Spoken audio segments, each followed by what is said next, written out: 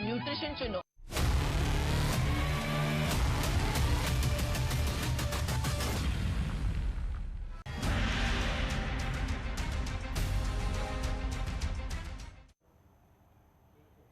नमस्कार, बुलेटिन में आपका स्वागत है। आपके साथ मैं हूं जीनत सिद्दीकी। शुरुआत करेंगे खबरों की। विधानसभा चुनाव से पहले अपने अपने पक्ष में माहौल बनाने की कोशिशें तेज। बीजेपी और राज्य सरकार का विकास के एजेंडे पर जोर। चुनाव के मद्देनजर विपक्ष भी एक्शन मोड में आ चुका है। आज महोबा और झांसी दौरे पर रहेंगे सीएम योगी। पीएम मोदी के दौरे की तैयारियों का वो जायजा लेंगे और चित्रकूट दौरे पर रहेंगी प्रियंका गांधी। महिलाओं से वो संवाद करेंगी और आप इसे मिशन बुंदेलखंड समझ सकते हैं। यानी कि कुल मिलाकर लगातार अब दोनों ही पार्टियां जो है प्रचार प्रसार में जुट गई हैं अपने अपने तरीके से। तो एक तरफ प्रियंका गांधी आज चित्रकूट में हैं, रहेंगी, महिलाओं से संवाद करेंगी, जबकि दूसरी तरफ मुख्यमंत्री योगी आदित्यनाथ भी 19 तारीख को, क्योंकि प्रधानमंत्री का बेहद ही महत्वपूर्ण कार्यक्रम है, तो वो झांसी और महोबा में आज आएंगे।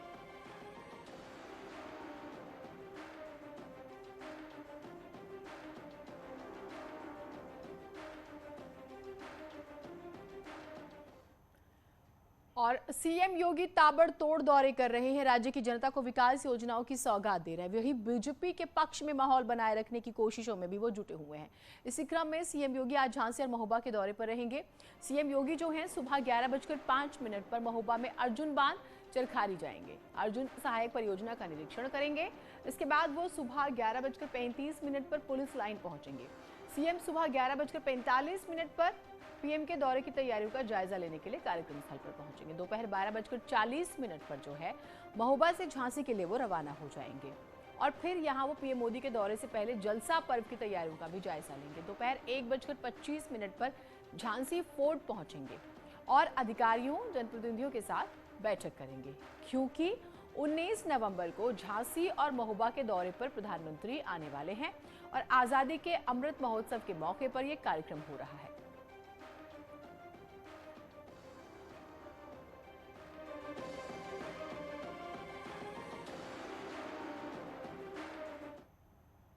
उधर कांग्रेस महासचिव प्रियंका गांधी भी कांग्रेस की खोई राजनीतिक जो है जमीन को मजबूत करने की कोशिश में जुटी हुई हैं। इसीलिए वो भी समय समय पर राज्य के विभिन्न जिलों का दौरा कर रही हैं। प्रियंका गांधी आज चित्रकूट दौरे पर जाएंगी। प्रियंका सड़क मार्ग से प्रयागराज से होते हुए लगभग 1 बजे चित्रकूट पहुंचेंगी। यहां पर वो महिला शक्ति संवाद कार्यक्रम को संबोधित करेंगी। इस दौरान नाव में बैठकर वो महिलाओं से भी संवाद करेंगी। प्रदेश कांग्रेस अध्यक्ष अजय कुमार लल्लू और छत्तीसगढ़ के सीएम भूपेश बघेल उनके साथ मौजूद रहेंगे। प्रियंका गांधी यहां रामघाट पर भगवान शिव के मते गजेंद्र नाथ मंदिर में दर्शन पूजन करेंगी। फिर दोपहर 3 बजे वो भगवान कामतगिरी मंदिर जाएंगी, जहां पूजा करेंगी।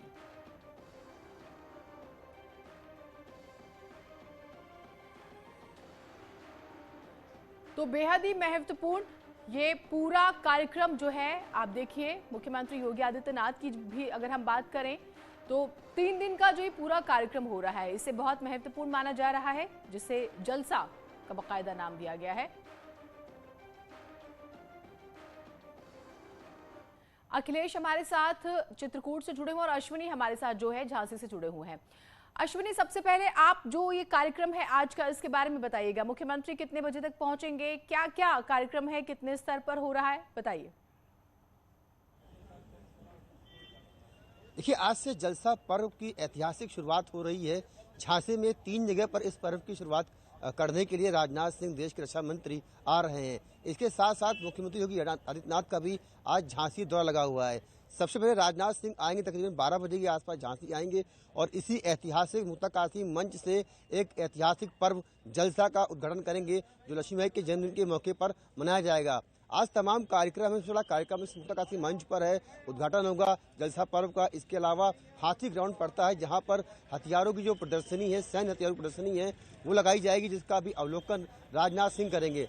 दोपहर में करीब 1:30 बजे के आसपास मुख्यमंत्री का झांसी आगमन हो रहा है और झांसी आते ही वो सबसे पहले किला जाएंगे। सामने किला देख सकते हैं आप, वो किले पे भी तमाम तैयारियां चल रही हैं प्रधानमंत्री के कार्यक्रम को लेकर के। वहां पे जाएंगे मुख्यमंत्री। इसके बाद मुख्यमंत्री किले की तलहटी में आएंगे, वहां भी एक बड़ा बृहद कार्यक्रम है, मुख्य प्रोग्राम का प्रधानमंत्री प्रोग्राम बड़ा कार्यक्रम है, उसकी तैयारी को ज्यादा लेंगे।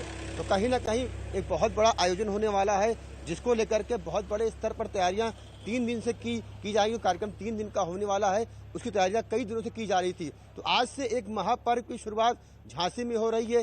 केंद्र और प्रदेश सरकार मिलकर के लक्ष्मीबाई के जन्मदिन को ऐतिहासिक मनाने की पूरी कवायद करने में जुटी हुई हैं। मुख्यमंत्री आने वाले हैं, तमाम जो तैयारियां हैं उनका जायजा लेंगे। इसके अलावा आयुक्त सभागार में भी जाएंगे मुख्यमंत्री, जहां पर सेना, पुलिस और प्रशासनिक अधिकारियों के साथ बैठक करेंगे। प्रधानमंत्री कार्यक्रम की जानकारी लेंगे और तमाम दिशा निर्देश देंगे। तो फिलहाल वो घड़ी आ गई है। आज से 17 नवंबर से जलसा पर्व की शुरुआत हो रही है।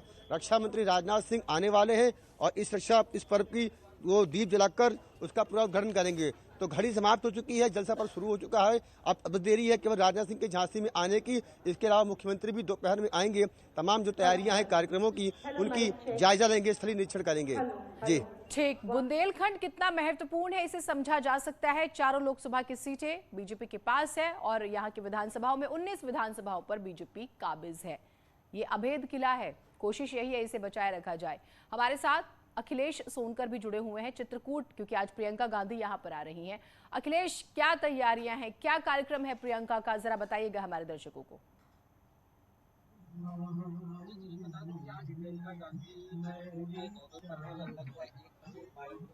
जहाँ पर वो मतगेंद नाच में भगवान शिव के दर्शन पूजन करेंगे। आप मेरे पीछे देख सकते हैं कि ये वही राम घाट है जहाँ पर मतगेंद नाथ मंदिर है, जहाँ पे भगवान शिव की यहाँ पे पूजा अर्चना करेंगे। इसके बाद वह राम घाट पे जो नाव का पुल बनाया गया है, इस नाव के पुल से यहाँ पे प्रियंका गांधी और हजारों की तादाद में यहाँ पे जो महिलाएं होंगी, उन महिलाओं से यहाँ पे प्रियंका गांधी मैं लड़की हूँ, लड़ सकती हूँ, इस थीम पर वो महिलाओं से संवाद करेंगी। इसके बाद वो भगवान कांतानाथ के भी पूजा अर्चना करेंगी। मंदिर पे पहुंच के उनके साथ छत्तीसगढ़ के सीएम भूपेश बघेल और उत्तर प्रदेश के प्रदेश अध्यक्ष लल्लू जी मौजूद रहेंगे। मेरे साथ पूर्व प्रत्याशी रंजना रतिलाल पांडे जी मौजूद, उनसे बात करते हैं कि प्रियंका गांधी जी किस थीम पर यहाँ पे बात करेंगी। ये बताइए कि आज प्रियंका गांधी जी आ रहे हैं, क्या लगता है महिलाओं से किस थीम पे बात करने वाली है? देखिए, आज ये रामघाट पे आज प्रियंका दीदी आएंगी और उनकी जो है महिलाओं के बीच बैठ के महिला संवाद कार्यक्रम है यहाँ। और जिस तरह से प्रियंका दीदी ने महिलाओं को आगे बढ़ने का मौका दिया है और जिस तरह से प्रियंका दीदी ने अपनी घोषणा की है कि विधानसभा के चुनाव में महिलाओं को 40% टिकट दिया जाएगा और जो छात्र इंटर पास करेगी उसको स्कूटी दी जाएगी और जो छात्र बीए पास करे, जो इंटर पास करेगी उसको इलेक्ट्रॉनिक फोन दिया जाएगा। मैं आती हूँ आपके पास। तो कुल मिलाकर प्रियंका गांधी जो महिला शक्ति को ही आगे बढ़ाती नजर आएंगी। महिलाओं से संवाद का कार्यक्रम है और ये सब नाव पर होगा एक, क्योंकि माना जा रहा है कि वो नाव पर बैठकर ही और फिर कुछ महिलाएं होंगी उनसे बातचीत करेंगी। तो जो तस्वीरें आएंगी वो आपको दिखाएंगे। मनोज ओझा हमारे साथ जुड़े हुए हैं।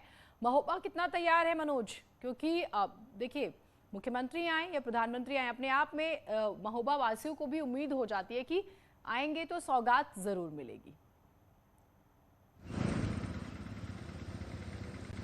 निश्चित तौर पर जीनत, बुंदेलखंड के महोबा जैसा कि नाम है और उसी के तर्ज पर प्रधानमंत्री नरेंद्र मोदी ने महोबा को चुना है।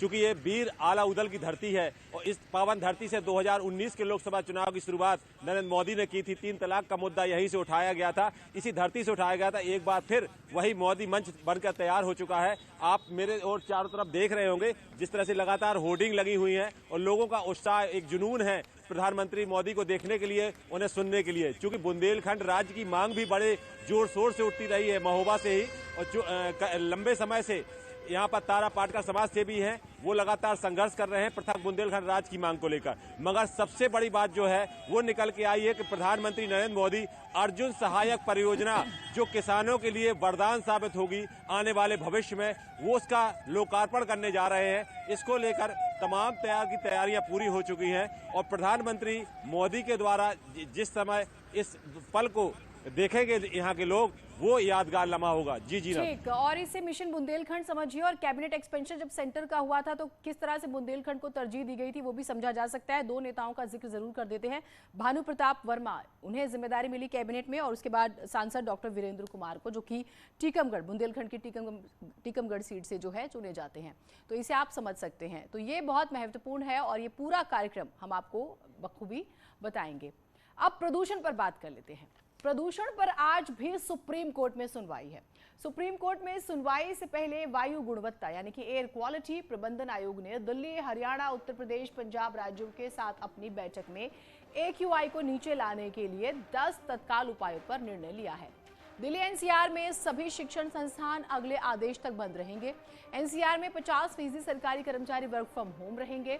दिल्ली NCR में डीजल जनरेटर पर प्रतिबंध रहेगा। दिल्ली के 300 किलोमीटर के दायरे में 11 थर्मल प्लांटों में से 6 को 30 नवंबर तक काम करना बंद करना होगा। 10 साल से ज्यादा डीजल, 15 साल से ज्यादा पेट्रोल का कोई वाहन सड़क पर नहीं आना चाहिए। ये कुछ बड़े फैसले जिनका हम जिक्र करें, ये कुछ उपाय की हम बात कर रहे हैं। तो प्रदूषण और किस तरह से जानलेवा हो चुका है आप ये जानते हैं। सालाना लाखों लोगों की मौत होती है प्रदूषण की वजह से। सबसे डरावना आंकड़ा है। भारत दुनिया में तीसरा ऐसा देश है जो सबसे ज्यादा प्रदूषित है। Number 1 Bangladesh, number 2 Pakistan, Bharat number 3 पर आता है। तो आप इससे समझ सकते हैं। और उसमें भी जब हम दिल्ली की बात करते हैं तो दिल्ली कितनी डरावनी, दमघोटू होती जा रही है आप अंदाजा लगा सकते हैं। और दिल्ली सरकार यूं तो कहती है कि वो लॉकडाउन भी लगा लेगी 2 से 3 दिन का, लेकिन NCR के क्षेत्र के लिए भी सख्ती करनी होगी, यानी कि आस पड़ोस के राज्यों के लिए। तो एक तालमेल के बिना आप प्रदूषण पर नियंत्रण नहीं कर सकते हैं, ये स्पष्ट है।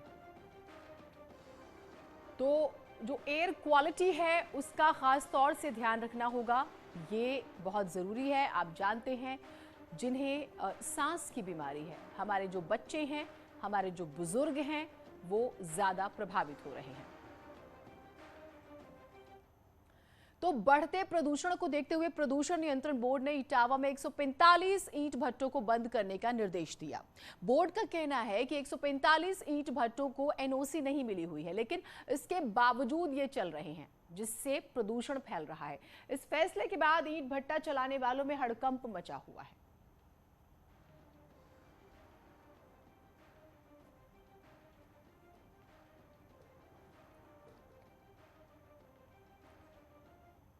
भारत का पहला world toilet college Parmarth Niketan Rishikesh में 2016 में स्थापित किया गया था।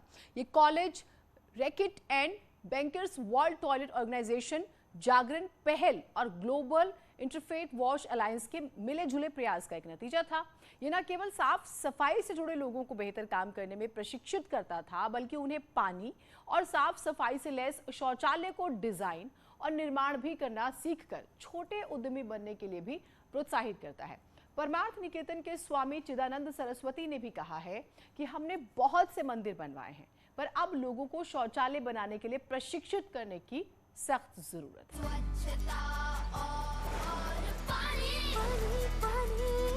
हमको बचानी है ये जिंदगानी। परमार्थ निकेतन ऋषिकेश में हमने ग्लोबल इंटरफेथ वॉश अलायंस, जागरण पहल और रैकेट बैंकाइजर के ज्वाइंट एफर्ट के साथ संयुक्त तत्वावधान में एक world toilet, this was the first world toilet college, वो ऋषिकेश में हम लोगों ने शुरू किया। अब ऋषिकेश, हरिद्वार, पूरे उत्तराखंड, यूपी, बिहार के जितने भी लोग हैं उनसे सफाई कर्मचारियों को हमने वहाँ से उनको प्रार्थना की, वो सब आके यहाँ पर ट्रेनिंग ले रहे हैं। जब ये ट्रेंड हो जाते हैं तो जहाँ जहाँ ये काम करते हैं वहाँ पर वो लोगों को जागृत करते हैं। फिर उसमें महिलाओं को, क्योंकि सबसे ज़्यादा इस समस्या का सामना करना पड़ता है, तो महिलाओं को हमने क्या किया कि training the, how they can become entrepreneur. और जितने भी सफाई का काम करने वाले लोग होते हैं वो एक बहुत बड़ी महत्वपूर्ण इकाई है अपने आप में। उनकी स्किल डेवलपमेंट, उनकी स्किल बिल्डिंग, कैपेसिटी बिल्डिंग कैसे हो, हमने उनको आगे लाया और अन्य संस्थाओं को भी आगे लाया, ताकि वो संस्थाएं अपने अपने माध्यम से, केवल हम अकेले नहीं, सारी संस्थाएं मिलकर ये काम करें। इन समुदायों को, महिलाओं को और बाकी पुरुषों को भी राज मिस्त्री के रूप में ट्रेनिंग दे रहे हैं, ताकि वे सीखें, फिर शौचालयों का निर्माण करें, फिर दूसरों को भी ट्रेनिंग करें, जिससे महिलाओं को स्वयं सहायता समूहों से उनको जीवन को जोड़ के उनके जीवन स्तर में कैसे हम सुधार लाएं, इसका बहुत बड़ा प्रयास हो रहा है और उसका बहुत बड़ा फायदा हो रहा है। स्वच्छता और